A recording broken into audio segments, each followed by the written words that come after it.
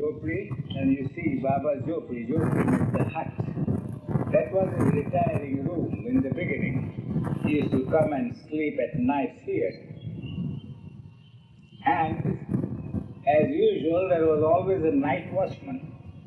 But that night watchman was allowed to sleep.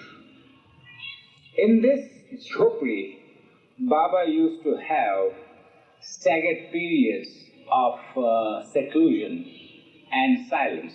It could be 8 days, 15 days, or anything. He would just tell us that I am going to lock myself in the Jopri, and you, just anybody, will be my night watchman. All right, that is it. During that time, you would either take tea or coffee or only water. But all his needs were attended to within the room. We supplied the pani, we attended to his needs, cleaned his potty. He even had his bath inside in a bathtub. Everything was inside. When he said that I'm secluding myself, and that was that. Whoever the orderly be, once it fell to my lot to be the night watchman. Well, of course, I was allowed to sleep. I slept on this northern veranda just below the window. Once during the night time, I think after 12 o'clock, Baba felt very thirsty. And he knocked and knocked on the window. But Padri wouldn't get it. 6 o'clock, I heard the knocks again. I got up. Then he writes me a note that since 12 o'clock at night, I am feeling very thirsty and I knocked on the window, but you are sleeping like a dead man. Well, that was that. He didn't say anything else. I immediately attended to his needs, ran down there and got what he wanted. So, this is the place. So you could easily say, he started his silence or his seclusion in small periods of 1 week, 2 weeks, or anything. He would say 2 weeks, he would come out within 1 week. At the same time, he used it to seclude himself during the day. Well, that is another story I'll tell you that is connected with the book and the table. This is the interior of the Jopri. Well, Baba used to seclude himself and keep silence. And all his communications were through this window. Many a time the orders were not to see my face, that he would say. So, he would write down on slips of paper, pass it on. He would try to hide his face, and we too would try to hide our face. So, all the things, his food, if the food be, or cha, or coffee, or anything, were only passed through the window. We were not allowed to see him. That's all. And all his needs and all his necessity, his bed was on the ground. We slept on the ground. There was a bathtub here. If we wanted to take a bath, we would just bring the bathtub, pani and everything, and he would have his bath. We'd throw the pani out. And same way, whatever he wanted was given to him. And the night watchman would sleep on either veranda, north or south, communicating through the window, and Baba would knock because he kept silence.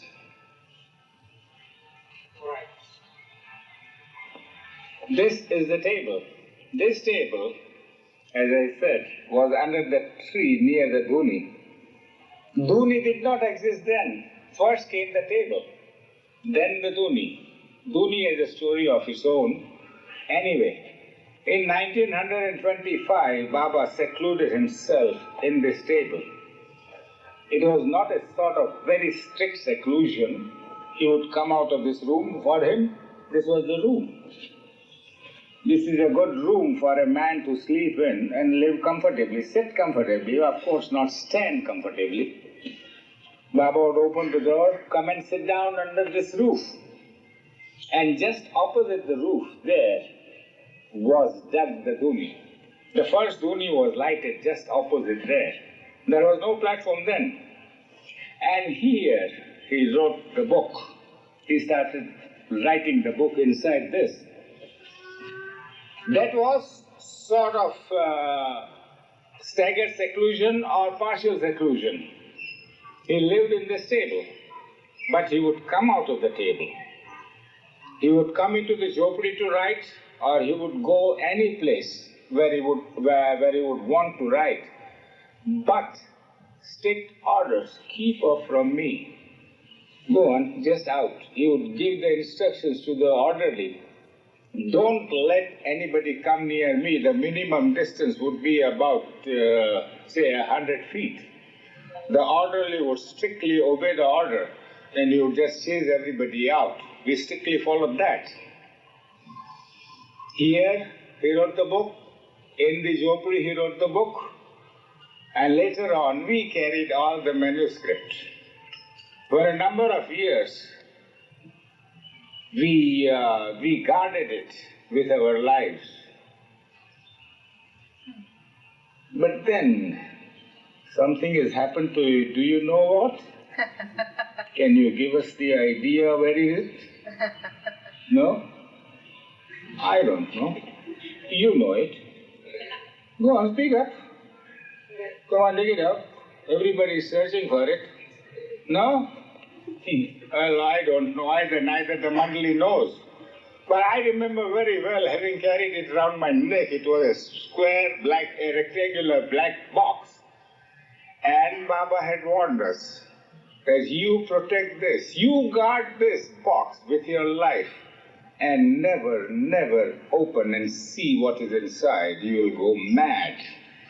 That's why I'm asking you, where is it? No? Well, neither do I. I don't know. Let us know when you find it. This is the old building of Meherabad, where we lived a number of years of vintage World War I, built in 1916 and kept going still. If you will see, it is under repairs right now too. Now these 4 posts that you see are the posts of the trusses which we had propped up from collapsing. And one day, all of a sudden, Baba comes and says that these 4 pillars of Meherabad, Padri, Pendu, Adi, and Vishnu. Well, if you now, this pillar,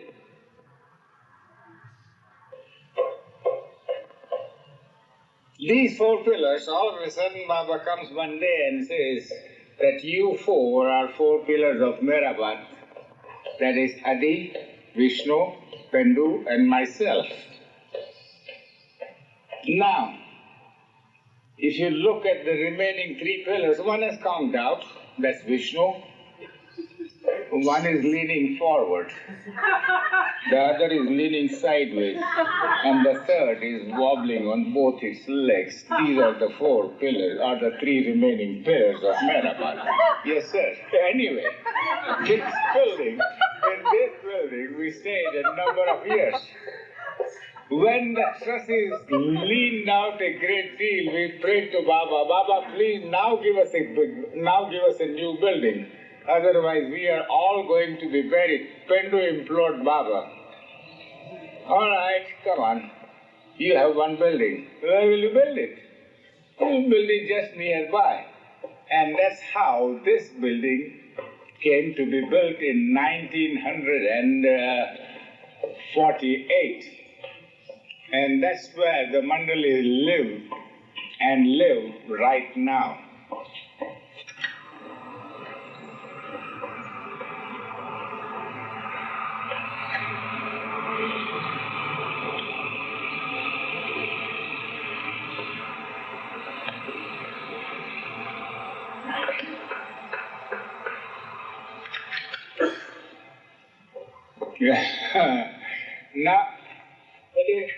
Now you're looking at the building and a pair of bullocks and a water tank. This is how the water problem in Meherabad is solved, by transporting water. This cart is watering the flower beds, the tree beds now. It's a regular feature. We are doing it for a number of years and we'll do it till the end. This is the picture of the hall where this video is being taken. And it is in the new building where Baba used to give the audience in this hall. This hall is slightly bigger than the old building hall. Old building hall was 40 by 20. This is 25 by 50. Now what do I say? This is again the hall. And you see Baba's seat that you saw in the picture. Baba sat on that chair where you see Baba's picture now, and the mandali sat around him. In the photograph, you see he is talking to one of the groups when he had a meeting here of 4 different groups. This could be any group, northern, southern, eastern or western. But this is how Baba used to give audience to people. On top, on the left and right hand side of Baba's picture are the pictures of Baba's father and mother. On the left is Sheriarji, on the right is Mother Shirin Mai.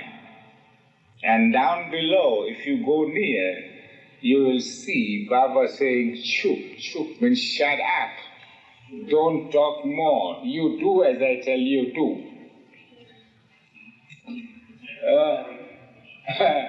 I am sitting in the hall.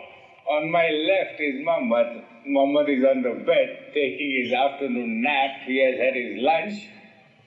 He is in a flowery mood these days. But when he goes off his mood, nothing. You give him pure gold, he will throw in the dustbin. Nothing, no food at all. And during the year 74, he didn't eat for 13 months. Yes, sir, 13 months. He stopped in the month of June, June the 7th. I remember the date very well. And he started eating in the month of July. But he would take only half a liter of milk, that is a little more than a pound. That's all. Nothing more than that. I and Siddhu tried everything, our best, to induce him to eat. No, I'll eat when I like. I'll eat when I like. That's all. When I get into my mind to eat. Nothing doing. People used to bring fruits or candies or biscuits or cookies or whatever that be. I don't want it. I don't want it. And literally for 13 months he wouldn't eat anything. Then later on, again when he was off his mood, he didn't eat for about 40 days. Only tea, 1 mug of tea, say about half a liter of mug. And he didn't move his bowels for a number of days, 1 full month. During that time, when he kept fast for 13 months, Siddhu had to remove his stools mechanically. And this time also, I had to remove. Siddhu had gone, and this time, he would strain and strain and strain, nothing doing. With your hands?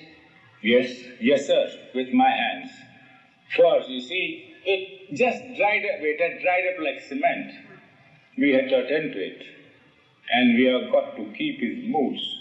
So even now, people say, when they come, I have to be near them because you got to know the moods of the mass. Very few people know.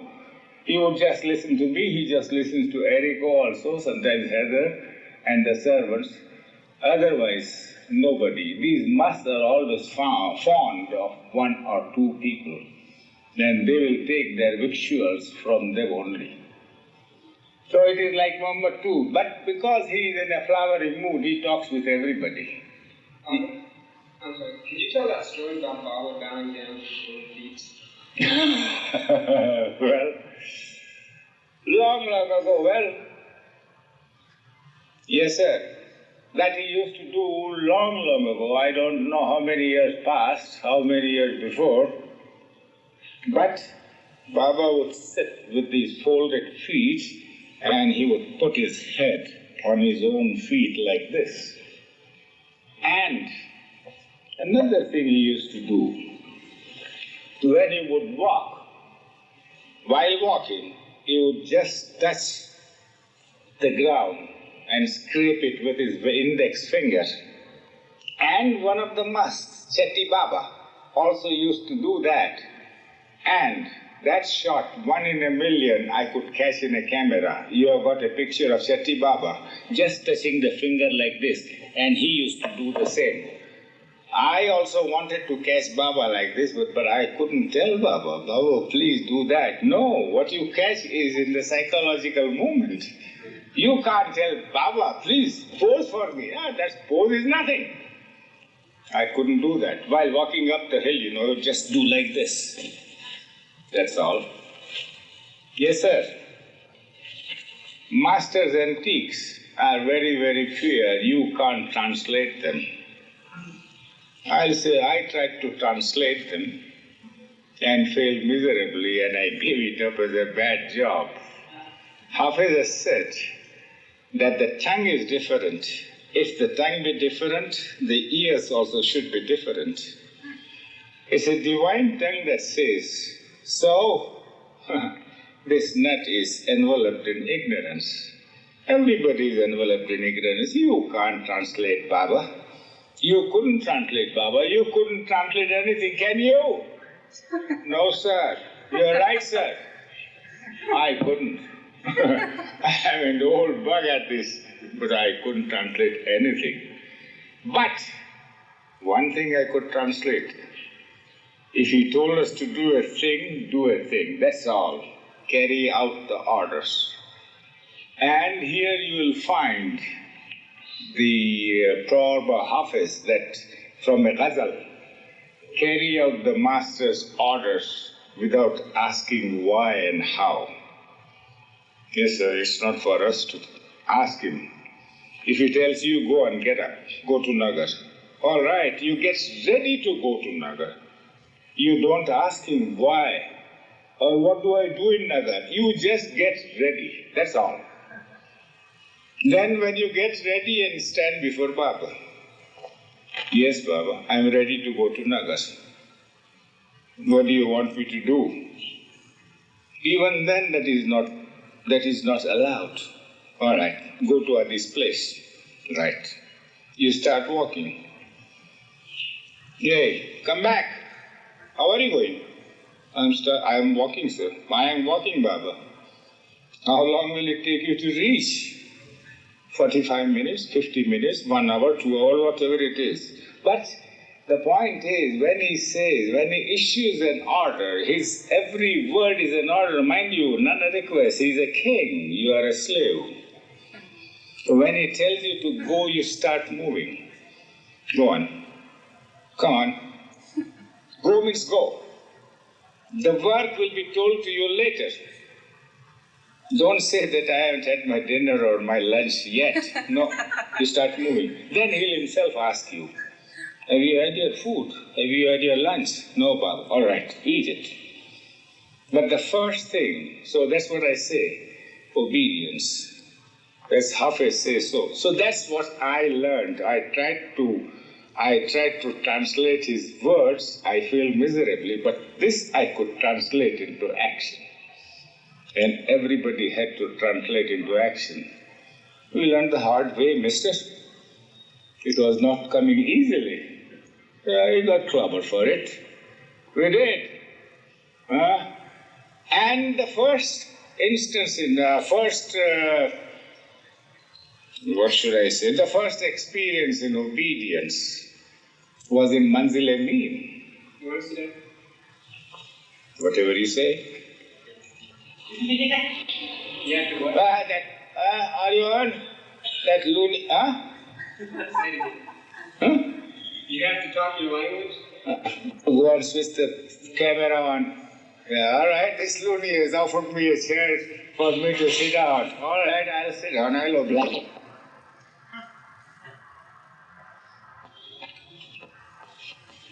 The first lesson in obedience was in 1922, Manzil Mean. We used to meet in the dining hall where Baba used to talk to us, explain to us, jokes, talks, everything. At 9 o'clock, he would just tell us, go to bed. You would all disperse. As usual, we had dispersed one night at 9 o'clock, and in 5 minutes, the gong went. The gong was always rung. It was like a ship's gong to summon the mandalis, summon the loonies back into the dining room. So we all come back into the dining room. Baba is there. We are all standing up. Since Baba is standing up, he asked the questions. What were you doing? He said, Baba, I had gone to the bathroom to wash my face. All right, what were you doing? Baba, I was talking to Sarosh. You? Baba, I was doing this. Baba, I was doing that. Everybody said, doing something. Nobody in bed. So Baba asked, what did I tell you when you dispersed? Baba, you said, go to bed. Then why are you not in bed? No answer. He couldn't answer him. He said, look, when I tell you anything to do, these are orders and you shall follow it literally. When I tell you to go to bed, you shall go to bed.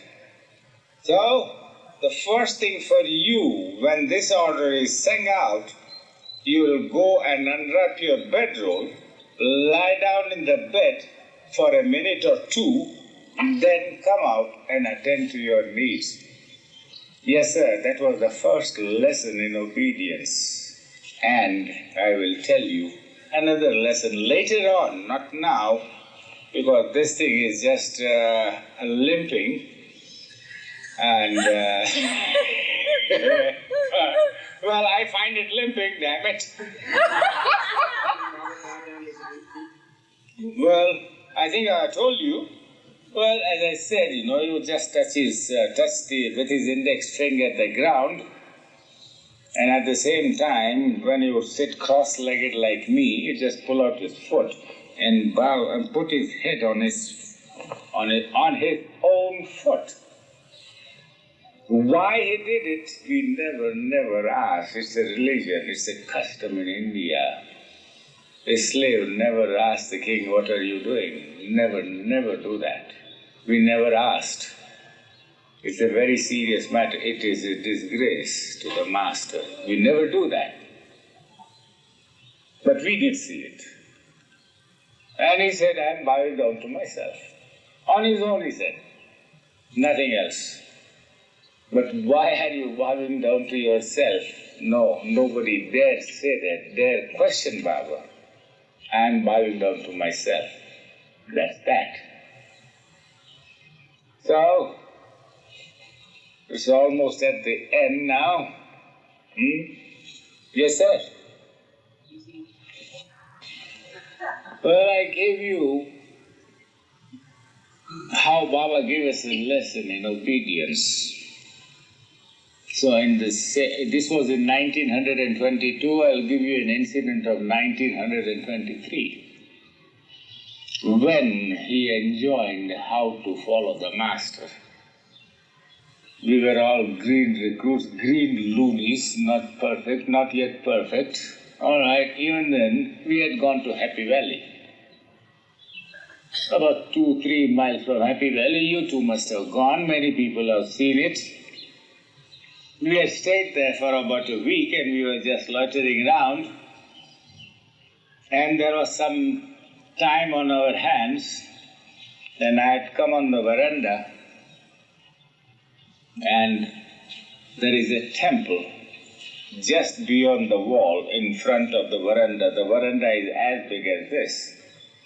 I look over the wall and I see 2 of the mandalis sitting there into the temple. I had an itch to go and sit down there. So I just circumvent the wall and went to those two who were talking to the man, to the keeper of the keeper of the temple.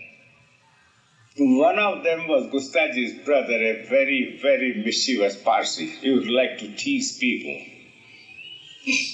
So he was talking to the keeper of the temple. That poor chap was only just puja wala, doing worship and everything, just worshipping the stone god and whatever that was his religion. Hardly I had been there 5 minutes, hardly 5 minutes. All of a sudden, Baba comes on the veranda and just peeps like me and just asks one of the mandali, who are those three? Call them here. Someone shouted, come on, you three, Baba is calling you.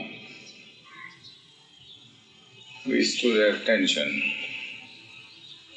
What were you doing there? He asked one of us three, what were you doing? Just talking. You? Oh, I was sitting there, Baba. Me. Baba had just gone there 3 minutes and you called me. Never mind. I am asking you, what were you doing? I said, I was just listening. Now you said you were talking. What were you talking about? Oh, God and spirituality and nothing else. Very good. Very good. Come on. From today onward, this second onward, make that man your guru. Pick up your bag and baggage and start walking, all you three. We stood like a statues. Baba was very fiery then, remember? Very fiery. Come on, make him move. Didn't you hear me? Go on, get out. Take your bag, go on, make him your guru. From today onwards, I am not your guru at all. Don't come to me.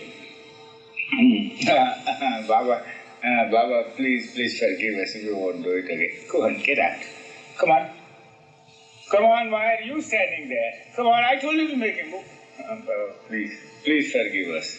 He said, look, never, when you have made me your guru, never go to anybody else. He might mislead you. I might give you some order, and he might tell you something contrary. Never go to anybody. I am there. You have followed me. You have left your homes and hearts. You have come to me. I won't let you sink. I am the perfect man. Upasni Maharaj has given me everything. Remember that. Never do that again.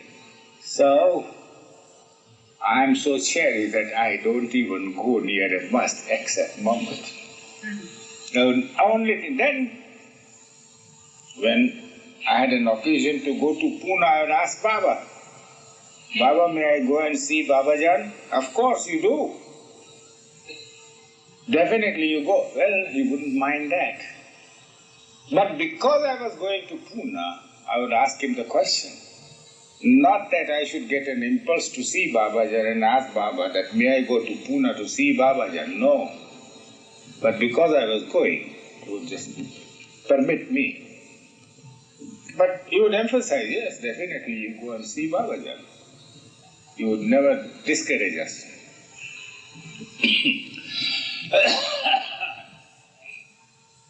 In like manner, now you saw that meeting picture. One of the group men was asked by Baba, where are you going from here? Baba, I am going to... He just joined his hand. He said, Baba, I am going to Sakori. I like to visit Sakori before I go. Sakori and Shirdi. That's all he said. Baba said, Sakori and Shirdi are all here. You have come here, and there is no need for you to go to Sakori or Shirdi. That's all. No more. He did not discourage, but he said only Sakori and Shirdi are both here. If that man went on his own, well, he did go on his own. I don't know. But that was the hint, meaning thereby, which Baba said as truth, Sakudi and Shuddhi are in me. You don't have to go. Your pilgrimage is perfect. You don't have to go at all.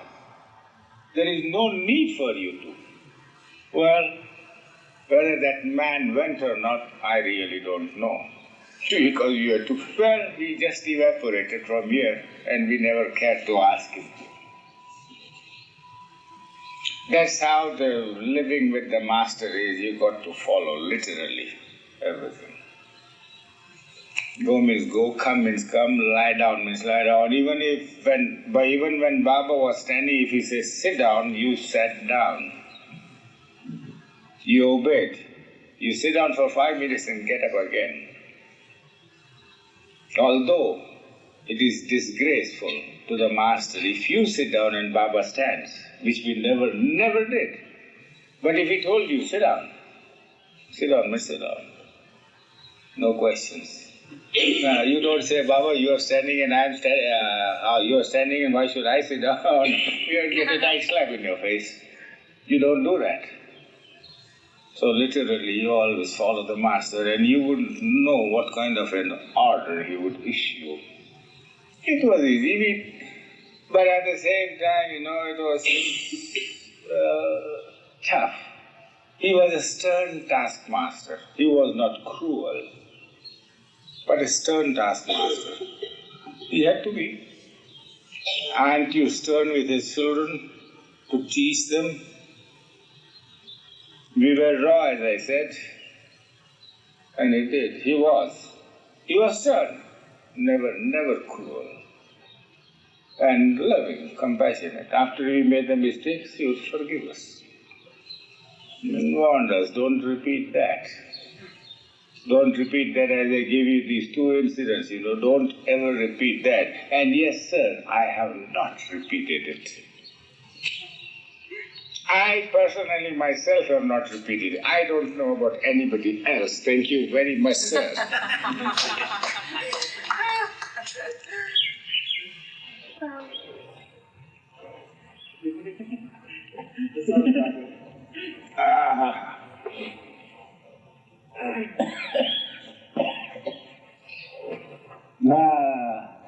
सारे mat बसलेले सगळे mat लोक आहेत ना त्याची भाषा काय समजते का तुम्हाला आज तिचे कसं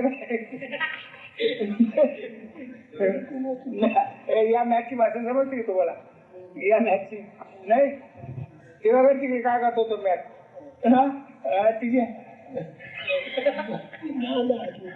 मान आले तो होय कोण तो मॅन आले तो होय मॅच मान आली होतं रॉकिंग युअर हेड प्लीज मग भाषा समजते का काय बोलतो तो तिचे खरी खरं आहे नाही खराब आहे डसल आपल्याला काय करायचे ते मॅच लोकांचे आहे सगळं मॅच झाले ना जाता का बराच जाता all these mad people are sitting around and he's throwing little spells. This is Upper Meherabad, called the hill.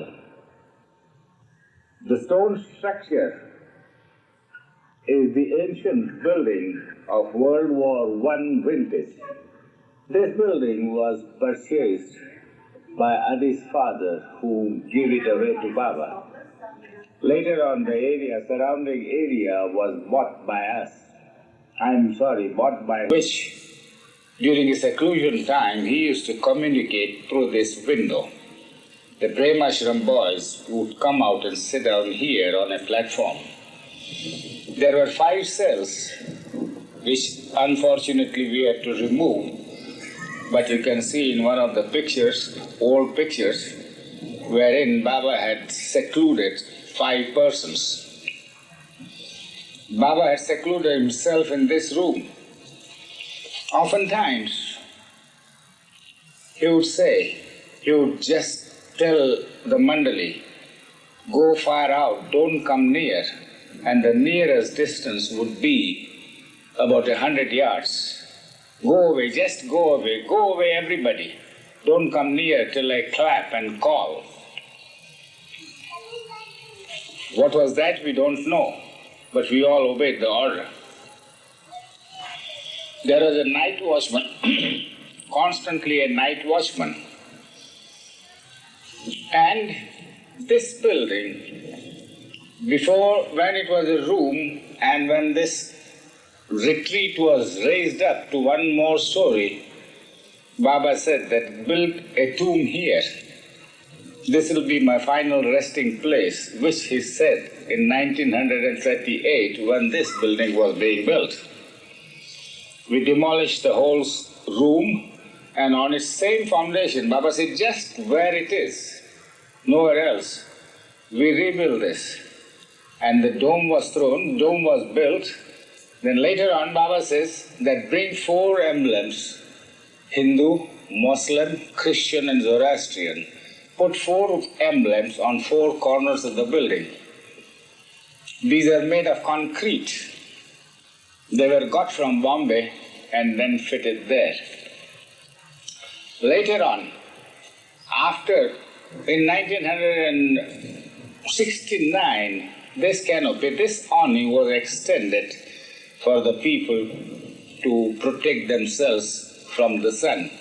This did not exist then, but now it exists.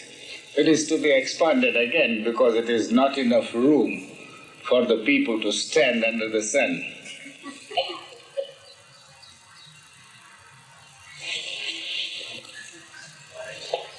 This is Baba's cabin, built in 1935. One day Baba comes and tells us that I want a room for myself, a retiring room. Yes, Baba. Where do you want it? And of what do you want it? Do you want it of bamboo and tin or a good masonry work? He said, what do you think?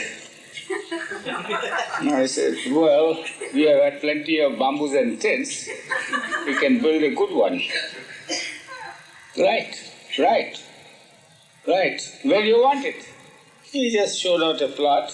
Here. All right. Here. What size do you want it? He'll just span his hand, spread out his hand and say this much. I said, Baba, give us a measurement. Something concrete to work on. I can't just work like this. All right. Go and measure it on the ground. Well, this was chalked out, and that was that. Now, the thing is this. This cabin is to be built out of the boundaries of the 4 walls which encloses the retreat, which was the abode of the women. It's to be outside because Baba could call and talk to the mandali. Right. It is settled. Baba says, build it. Well, I entreated Baba. Baba, we have built plenty of bamboos and tin sheds. Would you allow me to build one good masonry building for you? Oh, Padri, now you are talking. Go ahead. I was jubilant. But I had my doubts too. But I thought that he might allow me this time. All right, the foundation was started in right earnest. You would go and shuttle back and forth and see the progress of the work. After the foundation had started for about a week, he just comes to me, Padri, how many days will you take to finish this job? I said, Baba, what are you driving at? Are you trying to cut down my days? No. You can have your time. But tell me at least. You see, I want to sit down. I want to seclude myself in this room. No, give me 3 months. I'll give you a good building. Right, granted. Come on. Go ahead. Well, 3 months never came by. That's 90 days. After another week, he comes back again. Padri, your progress is slow. No, Baba, it's very good. No, how many days did you ask? I said, Baba, 3 months. Can't you finish it in 2 months? Well, 30 days clipped off. All right, Baba, I can try. I can try. But now, Baba, now no more clipping. Give me at least 20 days. All right, go ahead. Go ahead. You give me an excellent building, very good building. Yes, Baba. The work progresses, the plinth is being built. It has half come up. Baba again comes to ask me the question, how many days did I give you? I gave you 2 months, I think. Yes, Baba. Can you make it within 1 month? Well, I gave up for lost. I said, Baba, look, you want a building, don't you? You have given me permission, you have given me the full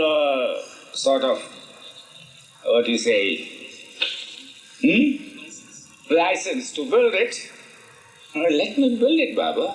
We have had plenty of tins and bamboos. No, I'm not stopping you. I'm not stopping you. Go on, build that. But when will you build it? Again the question.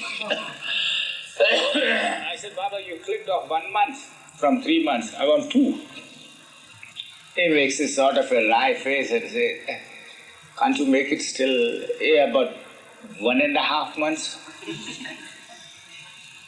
Well, I couldn't say anything at all. I said, Baba, I can try. The plinth comes up completely.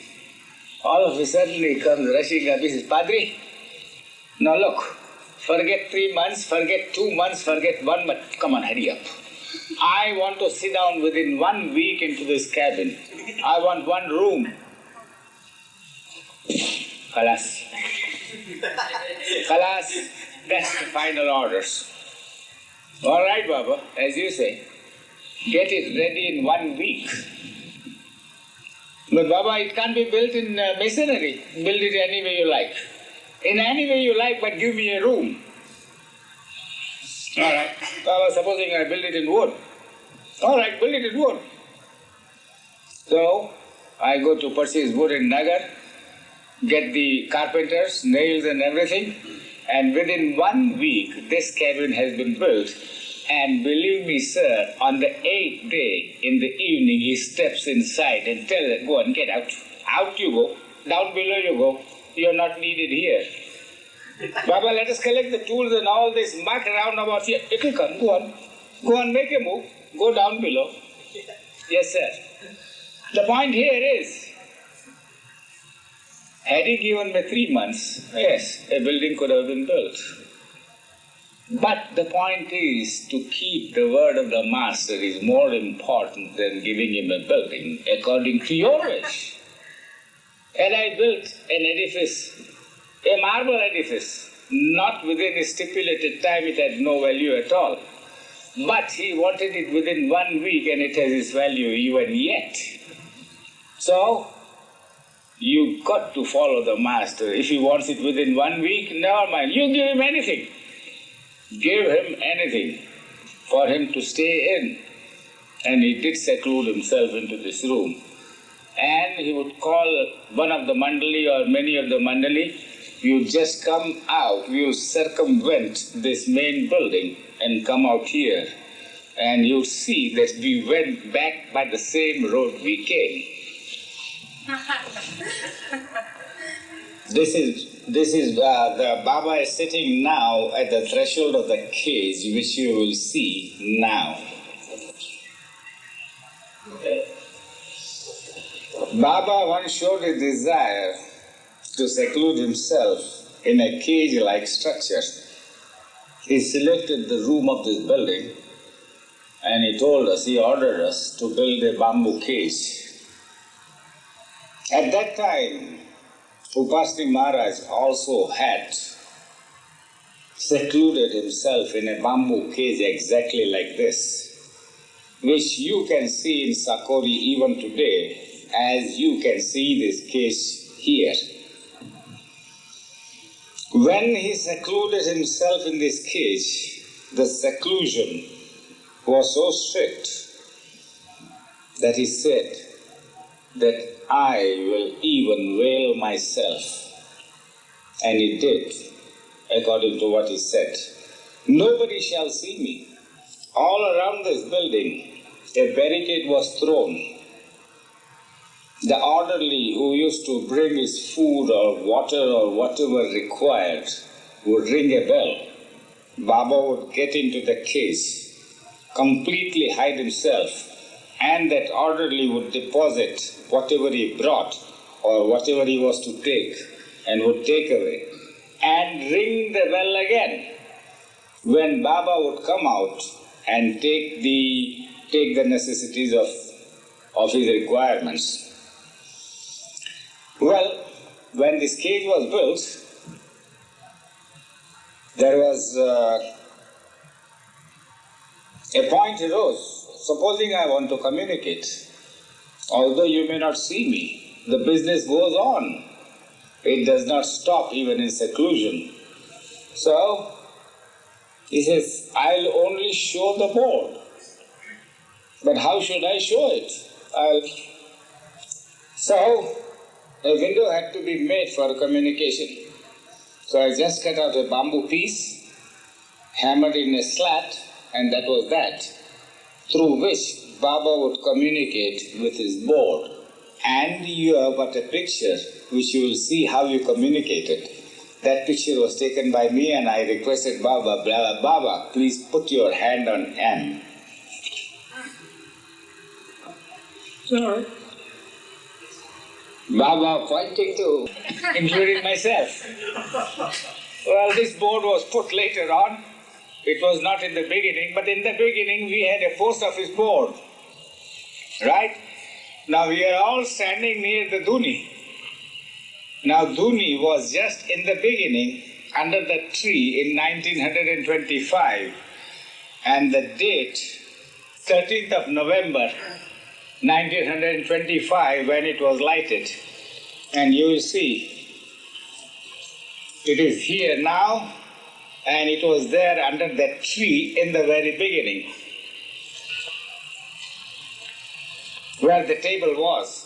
It was just in front of the table. And on that day, Baba asked us to light the Duni, and we did. In the beginning, of course, the Duni was just only a hole in the ground. All of a sudden, Baba tells us to light the Duni. We just prepare, get the wood, light the Duni, just dig a hole, get some faggots, get some wood, and light it. And that's Duni. Well, there is nothing special. You need firewood for Duni, and we get the Duni. In 1923, the first time when Baba came with the Mandali on foot from Ahmednagar, we all sat down with Baba facing the east. Baba sat down here. This had a round platform then. Later on that was destroyed. But this is the tree, and nearby is the well. There you can see. When we came here, this saint's tomb, this must's tomb was not there in the year 1923. His name is Gilori Shah. He was a very good friend. Adi's father loved him very much. And he had come to know that Adi's father had some lands in Arangaon. Meherabad the name of Meherabad did not exist then. Then he asked him that, will you please give me some room there? I want to sleep there. All right. Adi's father says, all right, select your place. So he comes and selects this place. So when we come in the year 1923 with Baba, we only see a crypt ready. He had prepared for himself. Then when Gilori Shah saw Adi's father again, he said that after I am buried there, one big man will come and stay in Arangaon. He implied Baba. During the year 1923, when we went to Quetta and came back again, he was buried there. The tomb was there. And then onwards, off and on, we used to leave Meherabad, come back, go back, come back. And then we used to live in the post office, which is near the railway lines there. I'll show you the place. This is the area where the post office existed. The post office of vintage World War I, and where we, the men Mandali with Baba, when he was talking, stayed with him. That was indeed a very good life. Baba mixed with us freely. He was talking, singing, we sang bhajans too, and everything. But that was the time when he was just weaning away from our religious beliefs, slowly, gradually, and gradually. And here, when between these two trees you see was Hazrat Babajan School, where all the boys from Arangaon were given education. We had hired teachers too. There were plenty of boys. They were maintained and kept here. Baba washed their clothes. Baba gave them baths. We also helped Baba. And the school was run on a real scale. It was not just a slipshod thing.